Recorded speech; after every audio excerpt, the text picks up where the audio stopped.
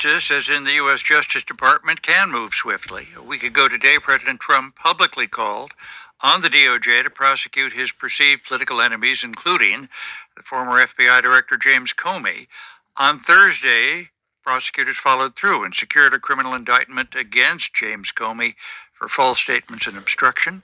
NPR Justice Correspondent Ryan Lucas joins us. Ryan, thanks so much for being with us. Thanks for having me, Scott. What does the indictment allege? Well, look, it's very much a bare bones indictment. It's just a page and a half long, but it contains the two counts you mentioned, one for false statements, the other for obstruction of a congressional proceeding. Now, these charges stem from testimony that Comey gave to the Senate Judiciary Committee in September of 2020, so about 5 years ago. That hearing revolved around the FBI's investigation into Russia's interference in the 2016 election. The indictment says that Comey lied by denying that he had authorized someone at the FBI to leak information. That appears to be a reference to an exchange at that hearing between Comey and Texas Republican Ted Cruz. Cruz asked Comey whether he had authorized someone at the FBI to be an anonymous source in news reports. Comey gave only a brief reply. He told Cruz that he stood by the answer that he had given back in 2017, which was that he had not authorized any such leak. And what do you think we should make of the timing of this indictment, given what the president had said just a week ago? I think the timing is a really important aspect here. You mentioned the demand the president made 1 week ago. Today, in essence, instructing Attorney General Pam Bondi by name to investigate specific people he doesn't like. Trump named 3 people in that post to be prosecuted: New York Attorney General Letitia James, California Democratic Senator Adam Schiff, and James Comey. Now, the case against Comey was being handled by the U.S. Attorney's Office in the Eastern District of Virginia. Last week, Trump pushed out the top federal prosecutor there, in part because that prosecutor had expressed doubts about the strength of the case against Comey. Trump then installed Lindsay Halligan to replace him. Halligan has no prosecutorial experience, but she did once serve as a personal attorney for Trump, and she had been working in the White House. Halligan then pushed through the indictment against Comey over the objections of career prosecutors in the U.S. Attorney's Office there, who also had concerns about the strength of the evidence in this case. Now that James Comey's been indicted, what did the president have to say? Well, Trump was asked about it yesterday when he was leaving the White House. He was asked who would be next on his list of retribution. You can hear the helicopter in the background here, but here's a bit of what he said. It's not a list, but I think there'll be others. I mean, they're corrupt. These were corrupt, radical left Democrats. Because Comey essentially he was worse than a Democrat. Now, Trump has insulted Comey for years. He did it again yesterday. He called him a dirty cop. Now, after the indictment was made public, Comey also put out a video on Instagram. Here's a bit of what he said. My family and I have known for years that there are costs to standing up to Donald Trump. But we couldn't imagine ourselves living any other way. We will not live on our knees, and you shouldn't either. Comey also declared his innocence, said he has confidence in the federal judicial system, and he said, let's have a trial. Finally, does this signal anything for the second Trump term?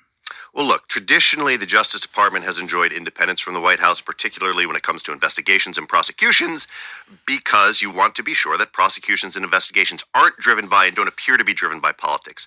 Here, in just the past week, we have the president openly calling for the Attorney General to go after people Trump doesn't like, including James Comey. Now Comey's been indicted. So for legal observers and Justice Department veterans, this sure looks like Trump using the Justice Department to enact the campaign of retribution that he promised. NPR's Ryan Lucas, thanks so much. Thank you.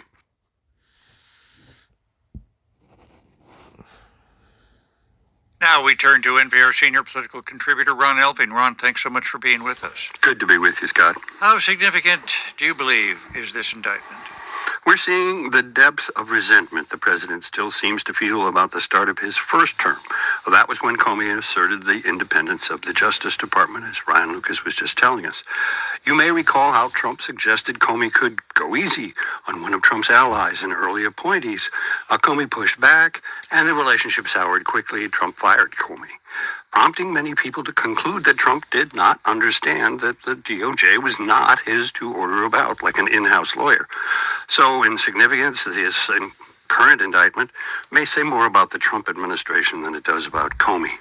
And while it may well be a personal and financial burden for the former FBI director, it is highly unlikely to lead to a conviction, and it may not even get to a trial. Now, we heard a chorus of the president's usual supporters in certain media coming out to call this indictment weak. Moreover, The prospect of a trial that brings out the facts about what Trump did and what Trump didn't do and what Comey did back 10 years ago is not likely to bathe the president in a flattering light. President Trump addressed the UN General Assembly earlier this week. Didn't hold back, did he? The president seemed genuinely annoyed by a bulky escalator that stopped just as he got on, and then by a teleprompter that malfunctioned. He also seemed upset about one of his companies losing out on a bid to renovate the UN building years ago. But of course, he also went well beyond the merely peevish and personal with his assault on other countries and their handling of immigration. Let's listen. It's time to end the failed experiment of open borders. You have to end it now. See, I can tell you, I'm really good at this stuff. Your countries are going to hell. So, on one hand, Trump seems to be bearding the United Nations lion right in its own den. But his real audience there may be far outside the UN itself. He knows that organization and other international entities are not popular with his own voters. They delight in hearing him disrespect the UN. They believe the United States has been taken advantage of by the United Nations and many of its members. And they are glad to hear someone say so and insist on greater respect for the U.S. Ron, next week, can a government shutdown be averted? And if not, what might it look like? It's hard to see how they can avoid it now. Both sides at least seem to have decided to have the shutdown. Trump, because he thinks it will empower him to do as he wishes and strengthen his standing with voters. Democrats seem resigned to a shutdown because anything more cooperative would make them look weak, or worse yet, make them look like enablers for Trump. So they've chosen to take a stand over health care spending. Now, Democrats could have shut the government down back in March, and some say they should have, that nothing was gained by going along. And that sentiment seems to be dominating right now in the opposition party. Politically, what implications do you think it has for both parties? Who'll get the blame if there is a shutdown? It's usually easier for the president to dominate the debate about a shutdown. The White House can speak with a single authoritative voice. Meanwhile, the opposition consists of scores of different people and coalitions, and it can be nearly impossible to get all the Democrats on the same rhetorical program at the same time. That enables the president and his party to say, look, we gave this all the votes we had, but we don't have 60, and that's the magic number to cut off debate, so we need a few of you Democrats to come over and help us keep the government open. It's easier for politicians to mischaracterize their opposition sometimes than it is to formulate a policy of their own that actually pleases swing voters. And this is happening at a time when many other issues are in the news, and pulling voters in different directions and distracting them makes it all the harder to explain a complex budget process. NPR's Ron Elving, thanks so much. Thanks. In 1977, a neo-Nazi group called the National Socialist Party of America applied for a permit to march through Skokie, Illinois, predominantly Jewish Chicago suburb. They wanted to wear brown shirts with swastika armbands and wave signs demanding free speech for white people. The village refused the permit, the group sued, and it ignited a national debate over the First Amendment that may sound familiar today. Does the constitutional right to free speech protect offensive, even hateful speech? Can words cause real damage? Skokie's attorneys argued that seeing the swastika and hearing chants of Sieg Heil on their streets would amount to a physical attack on the hundreds of Holocaust survivors who lived in Skokie. I remember speaking with Magda Brown over iced tea on her porch. She'd been a teenager in Hungary when the Nazi-aligned government began making anti-Jewish laws. She survived Auschwitz and Buchenwald. Her family was executed. The thought of Nazis in our streets today, she told me, brings back my worst fears. I told Magda Brown that the young Chicago Nazis I'd interviewed in their small storefront headquarters looked more ridiculous than menacing. Magda Brown answered, "That's what the Nazis looked like to us in 1933, too." That was the year Hitler came to power in Germany. David Goldberger was the ACLU lawyer who argued in the U.S. Supreme Court for the right of the neo-Nazis to march and speak. But our real client was always the First Amendment, he told us this week. The Courts eventually ruled that the planned demonstration was protected speech, but the Nazis ended up holding the rally in Chicago instead. David Goldberger, who's now professor emeritus at the Ohio State University's Law School, found the case personally painful. He himself is Jewish. I still feel bad about the pain it caused survivors, he said.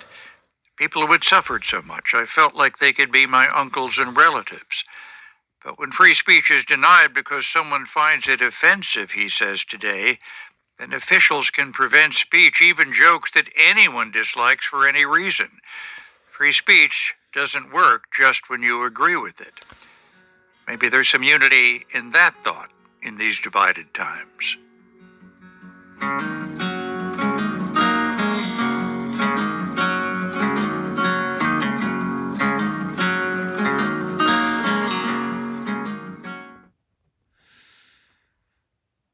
Americans are concerned about crime, but they do not broadly support President Trump's deployment of the National Guard to police U.S. cities.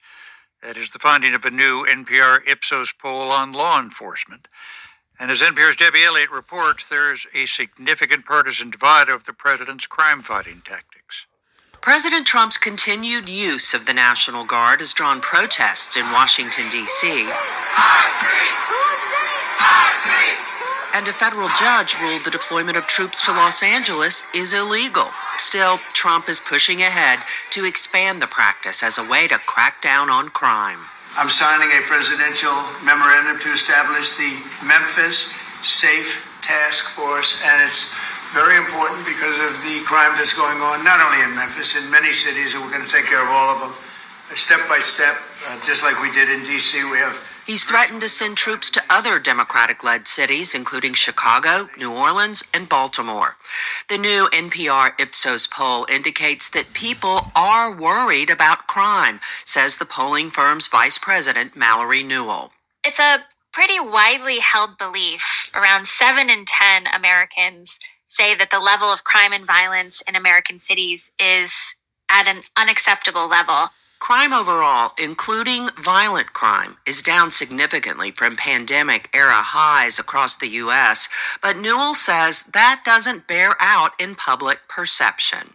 While the American public largely agrees that crime has increased in the U.S. and in major cities, they don't broadly support the actions taken in the name of stopping crime, like calling in the National Guard. For instance, about half of those polled oppose deploying National Guard troops to their town or a major city in their states. Not surprisingly, Newell says, there's a major split along party lines. About 8 in 10 Republicans support something like that, and almost the same number of Democrats oppose. So there is a significant partisan divide here. The divide also shows up in public opinion about the continued deployment of National Guard troops in the nation's capital. They're there for show. Totally unnecessary. That's Democrat Les Blackmore. He's among the 1,020 people Ipsos interviewed between September 19th and 21st. The poll has a margin of error of plus or minus 3.2 percentage points. Blackmore is a retiree who lives in Lee's Summit, Missouri, a suburb of Kansas City. He says the Guard deployments feel like an occupation. Are we really going there? It's not America to me to see that a national force policing everyday lives of Americans on our streets and highways. No, it's not America. Republicans are more likely to accept Trump's tactics. The poll finds that 93% of Republicans say crime and violence is unacceptably high. Bianca Gallegos is a stay-at-home mom in Pocatello, Idaho. I think the biggest issue in America today we faced was crime. Just a lot of killings and drugs and gang-related. Gallegos says she would not want the National Guard in her community, but supports deployments in Washington, D.C. and Memphis. I think those two places are pretty bad in their crime rate. And if that's something Trump feels needs to be done, then I think it should be done. Trump does not have that level of support from independents in the poll. More than half oppose using troops to fight crime. I truly think it's an abuse of power. Independent Darius Gamble works in HR and lives in Gardendale, Alabama, just outside Birmingham. Calling out the National Guard, I think it's truly excessive. I think it's unwarranted. I don't think it's needed. And I think it's just an overreach in regards to POTUS abusing his power and authority. He's using the acronym POTUS for President of the United States. Gamble says he voted for Trump in hopes that he would bring down prices and improve the business climate. He's disappointed with the administration's focus.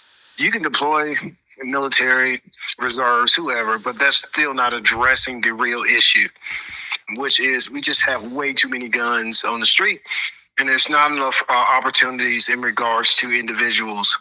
His biggest worry is the economy, and that was the #1 response on the NPR Ipsos poll, followed by political polarization and then crime. Newell says concern about political extremism and polarization has jumped by about 15 percentage points since May.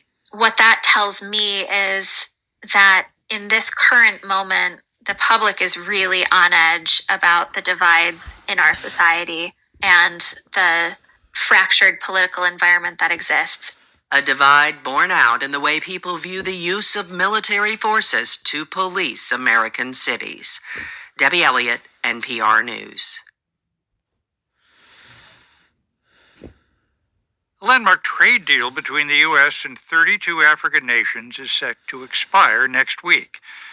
The African Growth and Opportunity Act, known as AGOA, was passed into law 25 years ago under President Clinton, and it's received bipartisan support over the years. We believe that by removing a crippling debt burden, we'll help millions of Africans improve their lives and grow their economies. That was President George W. Bush in 2005, and here's President Obama in 2015, when AGOA was last renewed. Africa is a place of incredible dynamism, some of the fastest growing markets in the world. But the fate of AGOA is now uncertain. The deadline for renewing it is on Tuesday. Reuben Brigidi served as the U.S. ambassador to South Africa and to the African Union under Presidents Obama and President Biden. Ambassador Brigidi joins us now in our studios. Thanks so much for being with us. Thank you for having me. How does AGOA work? So AGOA is, although it uses trade, it really is a development program. And the idea is that for those countries that are eligible, if you don't have tariffs placed on some goods they export to the United States, the idea of a tariff-free ability to export will create the incentives for those countries to actually develop industries on those goods, on everything from apparel, engine parts, and whatever else. And that will then create jobs, bolstering their economies, and therefore decrease the need for external foreign assistance. Has it made a difference over the years? Well, yes and no. There certainly have been a number of countries in sub-Saharan Africa that have taken dramatic advantage of AGOA and have grown tens of thousands, in some places hundreds of thousands of jobs.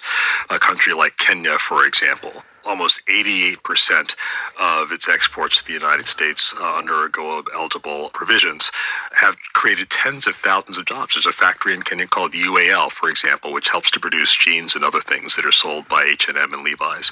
Or a tiny country called Lesotho, which is literally surrounded on all sides by South Africa. 99% of Lesotho's exports to the United States are AGOA eligible. And so in places like that, and also places like Madagascar and Mauritius, it has made a real material impact. But one of the critiques of AGOA is that it has not had the catalytic impact on African manufacturing that it was intended, despite the fact that it's been in existence for almost a generation. Does that put any merit into President Trump's approach, that it is better to deal with African states one by one rather than grouping them all together in one agreement? First of all, AGOA is a unilateral concession. So we say to these sub-Saharan countries that are eligible, you can export 5,000 types of items to the United States and we will not put tariffs on them.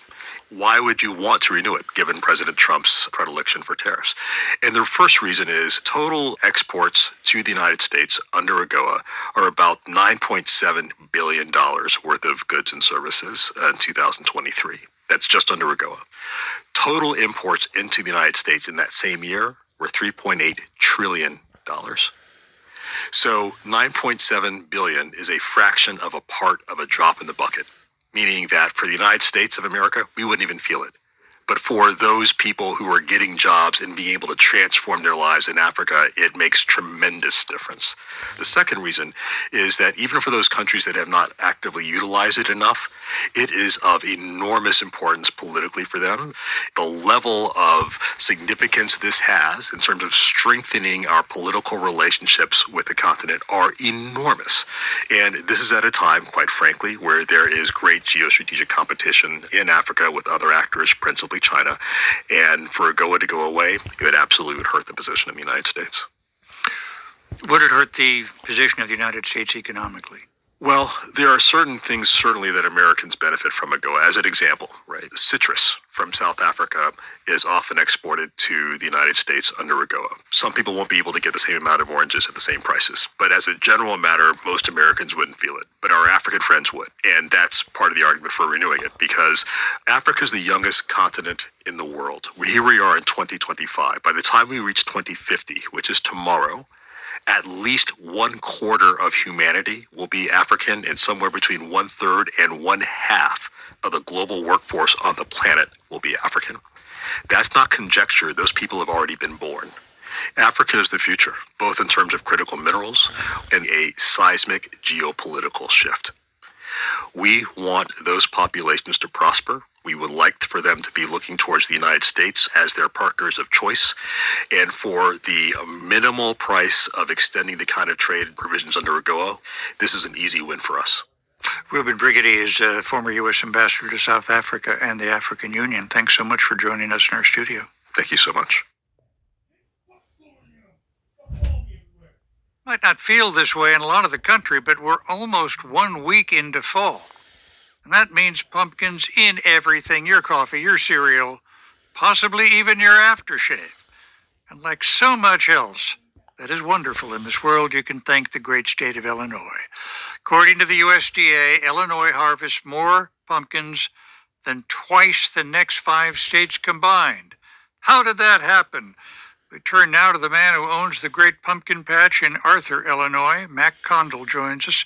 Mr. Condell, thanks so much for being with us. You're welcome. It's a pleasure to speak with you. And how long have you been in the pumpkin business, sir? 36 years, since I was 12 years old, believe it or not.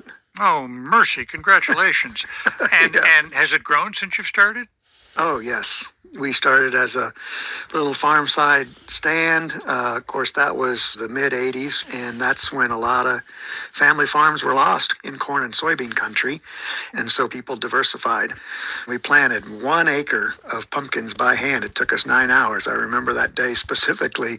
So out there, crossing every digit you have on your body and hoping we could sell something. And then we were blessed that people in the community, people at a church came out and bought the extra pumpkins that we grew that year. How many varieties of pumpkins, or squash, if you please? We grow over 300 varieties, and we have grown well over 700 varieties in my lifetime. How did Illinois become pumpkin central? I think the conditions are just perfect for cucurbits. Cucurbits are a fancy name for pumpkin squash and gourds. It's a low vining crop that likes hot and dry. So even this year, in the middle of a very widespread drought, myself and other farmers in this area are sitting on a very, very strong pumpkin crop. And I say this as a loyal son of Illinois. Are Illinois pumpkins markedly better than, say, Indiana pumpkins? I would say yes. Yes. Honestly, the micronutrients that we have, so the boron and the molybdenum, goes into kind of the form of the pumpkin, and Illinois grown pumpkin is extremely sturdy, got great coloration, and is just a really marketable product, more so than maybe our neighbors. I have to ask, I don't want to put you on the spot. Yeah. When Halloween comes, Yeah. can you see the great pumpkin rising from your patch? You know what? I'm usually asleep the second we close, and so I very much think it happens, but I'm never awake to see it. Aww. Matt Condell of the Great Pumpkin Patch in Arthur, Illinois. Thanks so much for being with us, and our best wishes of what amounts to your holiday season. Thanks so much. You bet. I appreciate it.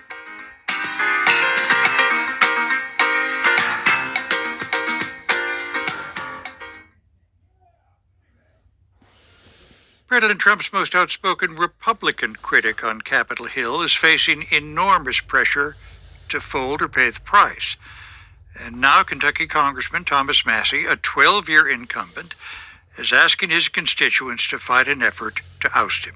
We need to have a second opinion on everything. Our founders set up a balance of government, and the balance of government is gone if you don't have a counterbalance within your own party. That's Representative Massie, joined by Kentucky Senator Rand Paul to rally voters during a blitz of campaign stops in their state. NPR congressional correspondent Claudia Grisales traveled to northern Kentucky, but she's here in our studios now. Claudia, thanks so much for being with us. Good to see you, Scott. Congressman Massie and Senator Paul, who has been another prominent Trump critic on many issues, visited more than half a dozen communities. What did you hear? Visit after visit, they told constituents that President Trump is one of the best presidents of their lifetimes, but they argued they're also part of the same Republican Party and there should be room for disagreement. Paul defended Massie, who is a longtime friend, as the last member of the Tea Party fighting for conservative values. I asked Paul to expand on what that means. There'll be no more Tea Party. It's about the idea of limited government, and I'm all in for Thomas Massie. And we should note Trump has also taken aim at Paul, but he's not up for re-election until 2028. However, in Massie's case, his seat will be contested like all House seats in next year's midterms. Now, President Trump has repeatedly publicly attacked Massie and Paul for voting against his agenda. Why don't they fall in line like their colleagues? Both Massie and Paul are cut from the same kind of Tea Party libertarian cloth, which is a contrast from the president, especially at this moment when the Republican-led Congress has shown great fealty to the president. So they're often on the opposite ends of the president when it comes to spending, tariffs, the First Amendment. And in Massie's case, he's leading a charge to force the release of the Jeffrey Epstein records. And both are also playing to this independent maverick Kentucky political brand and state of mind. How did you see constituents receive Massie and Paul's messages? I saw a whole range of reactions. Some were very loyal to Massie and Paul. Others were saying they've gone too far or that Trump has gone too far. I talked to one couple who showed up to an event wearing T-shirts that read, "I stand with Thomas Massie." I talked to Diane Olberding. She voted for Trump in the last election, and she feels betrayed. These two guys here don't change their convictions. You know, talk is cheap, and we all know Mr. President Trump loves to talk, but he needs to continue what he was voted in on, MAGA. Now, of course, President Trump has won Kentucky 3 elections in a row by double-digit margins. In fact, his highest percentage was in 2024. How big of a challenge could Massie face in his re-election campaign?